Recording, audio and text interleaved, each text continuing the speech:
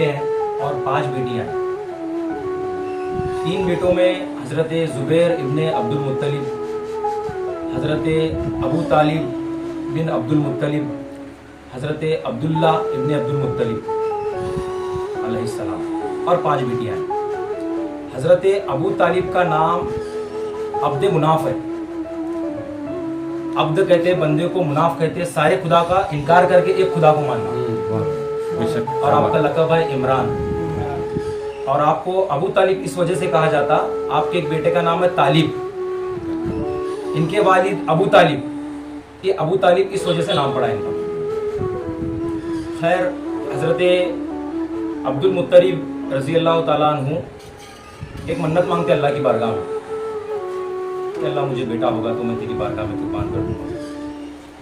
फिर उसके बाद हज़रत अब्दुल मुत्तलिब पैदा होते, फिर कहीं साल गुजरते, हज़रत अब्दुल मुत्तलिब को याद आता कि मैंने मन्नत मांगी थी अल्लाह की बारगाह में कुर्बान करने की। वक्त आ जाता कुर्बान करने का। हज़रत अब्दुल्ला बिन अब्दुल मुत्तलिब जो सरकार दो जहाँ के वालिद है, सरकार दो जहाँ के वालिद है, उनसे बोलते कि बेटा मुझे अल्लाह की बारगाह में तुझे कुर्बान करना है। तो हज़रत अब्दुल्ला बोलते हैं कि अगर अल्लाह की बारगाह में कुर्बान करना है तो देर मत करिए, कुर्बान कर दीजिए। वो वक्त आ जाता कुर्बान करने का। हज़रत अबू तालिब को ये खबर लगती कि मेरे भाई अब्दुल्ला अल्लाह की बारगाह में मेरे वालिद इनको कुर्बान कर रहे हैं, क्योंकि ये दोनों एक माँ के बेटे हैं। हज़रत अबू तालिब अलैहिस्सलाम को हज़रत अब्दुल्ला बिन अब्दुल मुत्तलिब अलैहिस्सलाम को आपस में दोनों का बहुत प्यार था, बहुत प्यार था, क्योंकि एक माँ के बच्चे थे ना। तो दूसरी माँ के बच्चे हज़रत हमजा हैं, फिर अबू लहब भी एक माँ का बच्चा है, वो एक ही बच्चा है, बहन नहीं भाई नहीं उसका अबू लहब। फिर हज़रत अब्बास बिन अब्दुल मुत्तलिब भी दूसरी माँ के बच्चे हैं। तो आपस में बहुत प्यार होता है। हज़रत अबू तालिब को जैसा एक खबर होती है, हज़रत अबू तालिब बेचैन बेकरार होती है कि मेरे भाई अब अल्लाह की बारगाह में कुर्बान हो रहे हैं। तो हज़रत अबू तालिब अपने वालिद के पास आते, अब्बा जान इस कुर्बानी को तब्दील करके कुछ ऐसा करिए कि जानवर हम अल्लाह की बारगाह में कुर्बान कर देंगे। हज़रत अब्दुल मुत्तलिब रज़ी अल्लाह ताला अन्हु हुंड जुबा करते, हुंड जुबा करके वो उनकी जो मन्नत थी मन्नत पूरी करते। खैर, उसके बाद हज़रत अब्दुल मुत्तलिब हज़रत अब्दुल्ला की शादी होती है हज़रत आमिना सलामुल्लाह अलैहा से। उनकी शादी होने के बाद वो प्रेग्नेंट होते, प्यारे अलैहिस्सलाम की आमद होती। जैसे प्यारे अलैहिस्सलाम की आमद होती, हज़रत अब्दुल मुत्तलिब हज़रत आमिना सलामुल्लाह अलैहा के घर तशरीफ़ लाते और प्यारे अलैहिस्सलाम को अपने हाथ मुबारक में ऐसे उठाते, ऐसे पकड़ करके। हज़रत अबू तालिब भी वहाँ पर मौजूद होते हैं। हज़रत अबू तालिब अलैहिस्सलाम को ऐसे उठा करके सरकार दो आलम सल्लल्लाहु अलैहि वसल्लम को देते। ये ईमान अबू तालिब अल्लामा मौलाना साइम चिश्ती रहमतुल्लाह अलैह की किताब में जिल्द नंबर 1 में ये रिवायत है। आप उनके हाथ में देते और दे करके फरमाते, ये अबू तालिब मैं तुझे सौंप रहा हूँ, ये मेरा बच्चा, मेरा बेटा, ये बड़ी शान वाला, बड़ी अजमत वाला है। जो मिलाद के जो अल्फा मिलाद का मतलब होता शान बयान करना, उनकी खुशी मनाना।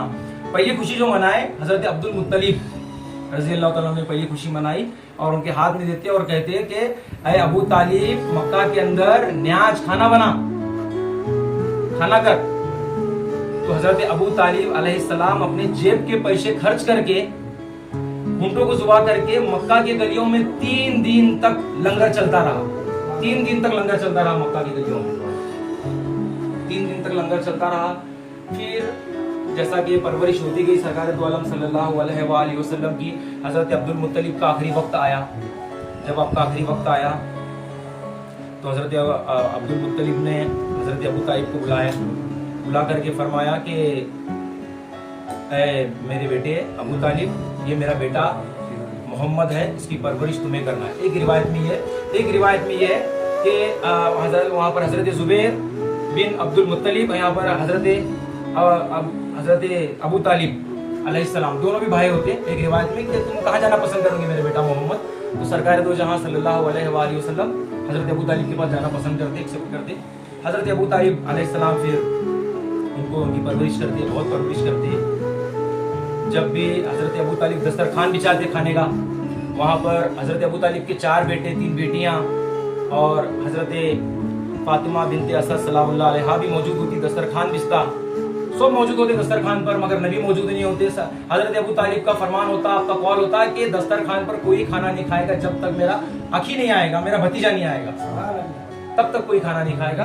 हज़रत सरकार दो जहां तशरीफ लाते, दस्तरखान पर बैठते, सरकार दो जहां को सबसे पहले खाना दिया जाता, सरकार दो जहां खाने का निवाला खाते, उसके बाद हुक्म होता कि आप सब खाना खाओ। ये भी ईमान अबू तालिब में रिवायत है। उसके बाद सब खाना खाते, जब रात होती है तो हजरत अबू तालिब अपने पास लेकर सोते, अपने सीने से लगा कर सोते हजरत अबू तालिब। जब दिन का वक्त होता, जब बिठाते तो फेस टू फेस अपने सामने बिठाते, हजरत अबू तालिब को अपने सामने बिठाते। जब कहीं पर जाना होता तो अपने साथ ले जाते। तो एक दफे का वाकया हुआ, मुल्के शाम की तरफ के लिए, व्यापार पानी के लिए, तो हजरत अबू तालिब घोड़ा वगैरह पूरा तैयार कर लिया उन्होंने शाम की तरफ जाने के लिए। तो सरकार को खबर हुई कि मेरे चाचा अबू तालिब शाम की तरफ जा रहे हैं। सरकार दो जहां बेचैन हो गए, क्योंकि हजरत अबू तालिब के अलावा सरकार को देखने वाला कोई नहीं था। बेचैन हो गए और बेचैन होके हजरत अबू तालिब के बारगाह में सरकार दो जहां तशरीफ लाए और ला करके फरमाया, चाचा जान, मेरे वालिद मेरे वालिदा के बाद इतनी मोहब्बत आपके अलावा मुझे कौन करता है? मेरा कौन है आपके अलावा? आप ही तो हो। अगर आप मुझे छोड़कर चले जाओगे तो मेरा क्या होगा? तो हजरत अबू तालिब का दिल एकदम मचलने लगता है, तड़पने लगता है। हजरत अबू तालिब अलैहिस्सलाम सरकार को सीने से लगाते हैं और अपने घोड़े पर सामने बिठाते हैं। हजरत अबू तालिब पीछे पकड़कर बिठाकर मुल्के शाम की तरफ जाते हैं। मुल्के शाम पर जब उनका सफर होता है तो अल्लाह तबारक व तआला ने आसमान को हुक्म दिया था कि एक आबार का टुकड़ा, बादल का टुकड़ा परछाई करते हुए हजरत अबू तालिब को और सरकार दो जहां को साथ चलता मुल्के शाम तक। फिर उसके बाद वहां पर जो हुआ वो एक अपना वाकया। फिर उसके बाद हजरत सरकार दो जहां की उम्र होने लगती है, वक्त आता है ऐलान नबूवत का। जब सरकार दो जहां दीन की तबलीग करते हैं तो जो मक्का के जो सरदार होते हैं वो सारे लोग जो होते हैं मुशरिकीन, बड़े बड़े पैसे वाले लोग होते हैं, वो लोग को गुस्सा आता है कि ये जो मोहम्मद है हमारी बुतों को भला बुरा बोलने लगा है। तो वो सारे लोग हजरत अबू तालिब अलैहिस्सलाम के घर तशरीफ लाते हैं, कहते हैं कि आपका भतीजा हमारी बुतों को भला बुरा बोलने लगा है, एक खुदा को मानने की बात कर रहा है। वो सारा चर्चा चलता है, घर में चौ चौ होती है। सरकार दो जहां को हजरत अबू तालिब बुलाते हैं, दोनों को आमना सामना बिठाते हैं, कहते हैं कि मक्का वाले से जो सरदार थे उनसे कहते हैं क्या तुम्हारा बोलो? अरे वो हमारा बाबा हमारी बुतों को ऐसा बोलने लगा, वैसा बोलने लगा, एक खुदा को मानने की बात कर रहा। इनसे कहो ये जो चाहता है हम उनको दे देंगे, हमारी बुतों को बुरा नहीं बोलना, बस हमारी बुतों को बुरा नहीं बोलना, जो चाहते हैं हम इनको दे देंगे। अगर वो पैसा चाहते हैं तो हम उनको पैसा दे देंगे, अगर वो यहाँ की सरदारी चाहते हैं तो हम उनको सरदारी दे देंगे, अगर नहीं वो यहाँ का बादशाह खलीफा बनना चाहता है तो हम पूरे अरब मुल्क का खलीफा बनाएंगे, मगर खामोश बैठने के लिए कहो इनसे, हमारे बुतों के बारे में कुछ नहीं बोलना। तो जब सरकार का नंबर आता है बोलने का तो हज़रत अबू तालिब कहते हैं कि मेरे हकी आपको कुछ कहना है? तो सरकार दो जहां सल्लल्लाहु अलैहि वसल्लम कहते हैं कि मैं अपनी तरफ से कुछ नहीं कहता, अल्लाह ताला की जो आयतें आते हैं मैं वही आपको बताता हूँ, अपनी तरफ से कुछ नहीं कहता, मैं अल्लाह का नबी हूँ। तो इस पर वो जो सरदार लोग रहते हैं उनको बहुत ज़्यादा गुस्सा आता है। वो बोलते कि अच्छा तुम अल्लाह के नबी हो, फिर जो मक्का में जो पहाड़ है ये पहाड़ को यहाँ से हटाओ यहाँ से, और यहाँ पर रेती है, यहाँ पर हरियाली ले आओ, और हमारे जो बाप दादा जो मर चुके हैं, हमारे बाप दादा जो कब्रों में हैं उनको जिंदा करो। अगर वो तुम्हारे इस्लाम को मानेंगे तो यकीनन हम तुम्हारे इस्लाम को मानेंगे, तुम ऐसा कर सकते करो। फिर सरकार दो जहां ने फरमाया मैं इन सारे कामों के लिए यहाँ पर नहीं आया हूँ, मैं अल्लाह का जो फरमान होता है मैं वही सुनाता हूँ। तो उनको गुस्सा आया, वो हजरत अबू तालिब को कहने लगे कि ये क्या है, ये हम इनको अब छोड़ेंगे नहीं, ऐसा करेंगे तो भला बुरा कह। वो भी सोच समझ कर गए थे, क्योंकि हजरत अबू तालिब का मक्का में बहुत दबदबा रहता, बहुत इज्जत भी करते उनकी, और डरते भी और इज्जत भी करते, और बाज़ लोग उनसे प्यार भी करते थे हजरत अबू तालिब। तो वो बहरहाल एक गुफ्तगू में वो धमकी देते हैं और धमकी देकर चले जाते हैं। ये बहुत प्यारा जुमला है, हजरत शाइम चिश्ती रहमतुल्लाह अलैह जो किताब में लिखी है, बहुत प्यारा जुमला है। तारीख़ इस्लाम में भी ये रिवायत है, तारीख़ तबरी में भी ये रिवायत है, बहुत सारी किताबों में रिवायत है ये। मगर ये जो रिवायत है हजरत शाइम चिश्ती रहमतुल्लाह अलैह की किताब में पढ़ा हूँ मैं। जब दूसरा दिन जब गुजरता तो सरकार दो जहां घर में मौजूद नहीं है, हजरत अबू तालिब बेचैन होते कि यहाँ पर तो मोहम्मद नहीं है घर में। तो हर जगह जाकर देखते हजरत अबू तालिब कहीं नजर नहीं आते। हजरत अबू तालिब को शक होता है कि ये कहीं मक्का के लोग ने तो ये कहीं मेरे भतीजे के साथ वो वाला मामला तो नहीं किया इन्होंने। वो एकदम और फिक्र में पड़ जाते हैं हजरत अबू तालिब। फिर अब्दुल बनी जो हजरत अबू तालिब के जो खानदान के लोग होते हैं, यंग जवान लोग, उन सब से कहते हैं हजरत अबू तालिब जमा करके कि सब लोग तलवार ले आओ और हमें जाना है ये सरदारों के पास कि इन्होंने मोहम्मद के साथ वो वाला मामला किया और इनको कत्ल कर देना।